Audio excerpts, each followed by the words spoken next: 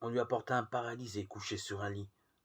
Voyant leur foi, Jésus dit au paralysé, « Bon courage, mon enfant, tes péchés sont pardonnés. » Matthieu 9, 2. Peut-être en lisant ce récit, êtes-vous étonné de la première parole de Jésus au paralysé. Pourquoi lui pardonne-t-il ses péchés? Ne devrait-il pas plutôt le guérir?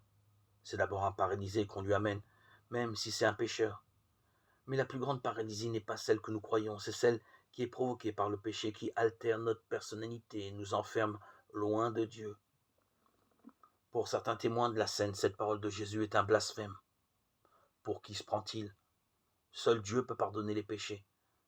En effet, si Jésus peut pardonner, c'est parce qu'il est Dieu.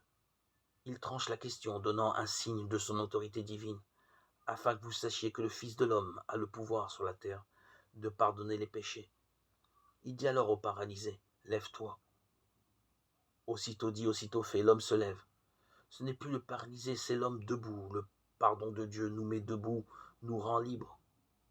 L'Évangile nous dit que nous sommes pécheurs et nous devons l'accepter, même si c'est dur à entendre. Mais le reste de son message est merveilleux. Dieu pardonne le péché et l'efface. Chaque homme, chaque femme peut s'approprier cette parole extraordinaire. Tes péchés sont pardonnés. Ces mots sont toujours actuels, recevons-les. Alors Jésus pourra aussi nous dire, lève-toi et marche. Nous pourrons tout joyeux aller vers les autres pour témoigner des merveilles que Dieu a faites pour nous.